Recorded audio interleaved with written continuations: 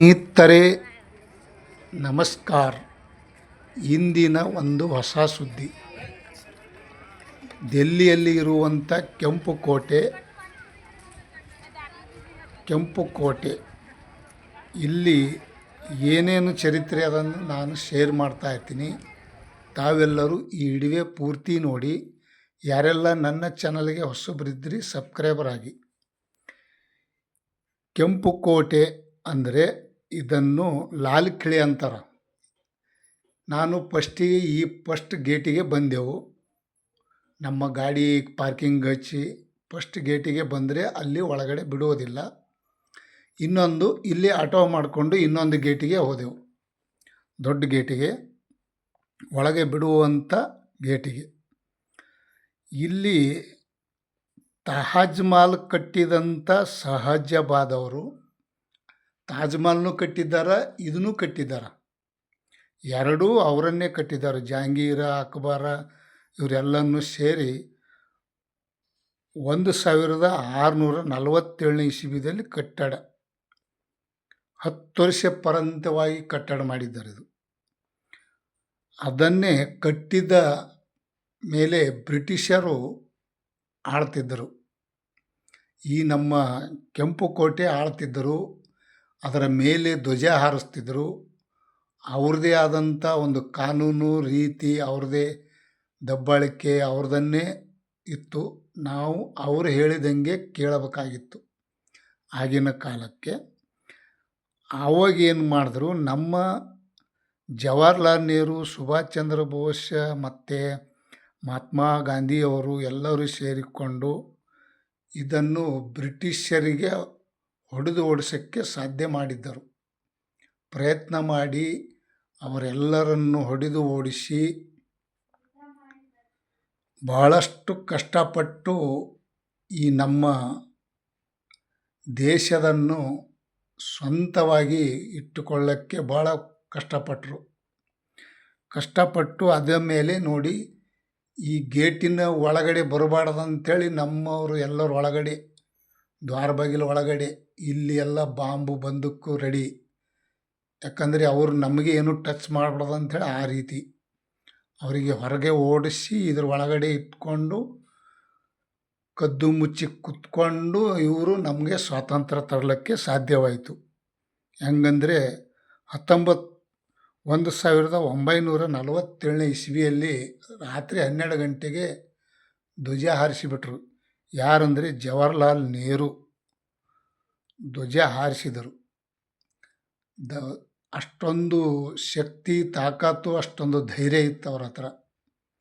ಸ್ವತಂತ್ರ ತಗೋಬೇಕಾದ್ರೆ ಸುಮ್ಮನೆ ಅಲ್ಲ, ಬ್ರಿಟಿಷರಿಗೆ ಓಡಿಸಿ ಸ್ವತಂತ್ರ ತಗೊಂಡು ಈಗ ಸದ್ಯಕ್ಕೆ ಎಲ್ಲರೂ ಅದರ ಮೇಲೆ ಕೆಂಪು ಕೋಟೆ ಮೇಲೆ ರಾತ್ರಿ 12 ಗಂಟೆಗೆ ಧ್ವಜ ಹಾರಿಸ್ತಾರೆ.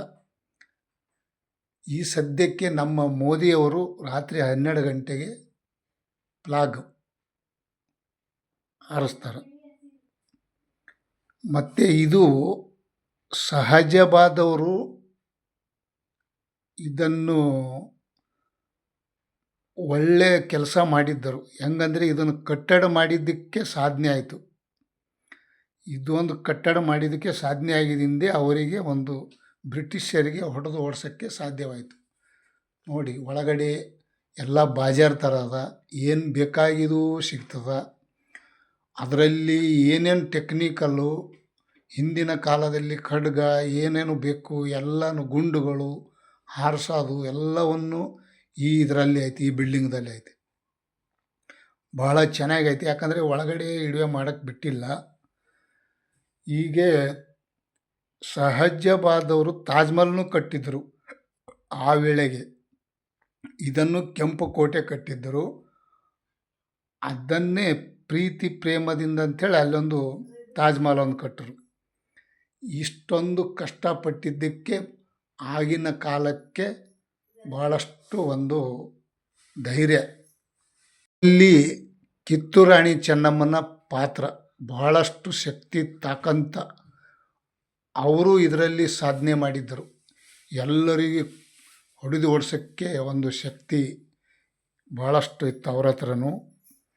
ಈ ಬ್ರಿಟಿಷಿಗೆ ಓಡಿಸಿದ್ದಕ್ಕಾಗಿ ನಮ್ಮ ಇಂಡಿಯಾ ನಮ್ಮ ಕೈಯಲ್ಲಾಯಿತು, ನಮ್ಮ ಭಾರತ ನಮ್ಮ ಕೈಯಲ್ಲಾಯಿತು. ಇದನ್ನು ಮಾಡಿದ್ದ ಫಸ್ಟ್ ಟೆಕ್ನಿಕಲ್ಲು, ಫಸ್ಟ್ ಧೈರ್ಯ ಅಂದರೆ ಮಹಾತ್ಮ ಗಾಂಧಿ, ಸುಭಾಷ್ ಚಂದ್ರ ಬೋಸ್, ಜವಾಹರ್ಲಾಲ್ ನೆಹರು ಎಲ್ಲರನ್ನು ಸೇರಿಕೊಂಡು ಇದನ್ನು ಮಾಡಿದ್ದ ಮೇಲೆ ಸಂವಿಧಾನ ಬರೆದು ಬಿಟ್ಟರು. ಯಾರು? ಡಾಕ್ಟರ್ ಬಾಬಾ ಸಾಹೇಬ್ ಅಂಬೇಡ್ಕರ್ ಅವರು. ಈ ರೀತಿ ಹಿಂಗೆ ಆಗಬೇಕು ನಮ್ಮ ಇಂಡಿಯಾದಲ್ಲಿ, ಇದನ್ನೇ ಮುಂದಿನ ಕಲಿಯುಗದಲ್ಲಿ ಹಿಂಗೆ ಆಗ್ಬೇಕಂತೇಳಿ ಅವರು ಸಂವಿಧಾನ ಬರೆದು ಬಿಟ್ಟರು. ಹಾಗೆ ಒಳ್ಳೆಯ ಒಂದು ಕೆಂಪು ಕೋಟೆ, ತಾಜ್ ಮಹಲ ಕಟ್ಟಿದ್ದಕ್ಕೆ ಅವರಿಗೆ ಒಂದು ದೊಡ್ಡ ಸಾಧನೆಯಾಗಿ ಮುಂದೆ ನಮಗೆ ಸಿಗುವಂಥ ನಮ್ಮ ಸ್ವಾತಂತ್ರ್ಯ ಸಿಕ್ತು. ಇಲ್ಲಿ ಮೇಲೆ ಕೆಂಪು ಕೋಟೆಯಲ್ಲಿ ಧ್ವಜಾರೋಹಣ ಹಾರಲೇಬೇಕು ಪ್ರತಿ ಆಗಸ್ಟಕ್ಕೆ.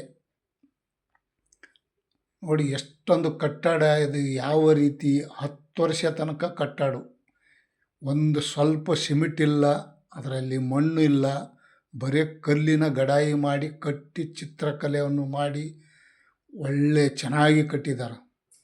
ನೋಡಲಿಕ್ಕೆ ಸುಸ್ತಾಗಬೇಕು ಒಳಗಡೆ ಹೋದರೆ. ಹೋಗಿ ಬಂದೇವಿ ಈಗ ಒಳಗಡೆ ನಾವು. ಏನು ನೋಡ್ಲಿಕ್ಕೆ ಅಷ್ಟೊಂದು ಸುಸ್ತಾಗೇ ಬಿಟ್ಟಿತ್ತು ನಮಗೆ. ಹಾಗೆ ಇನ್ನೊಂದು ವಿಡಿಯೋದಲ್ಲಿ ಬಿಡ್ತಾ ಇರ್ತೀನಿ. Thank you.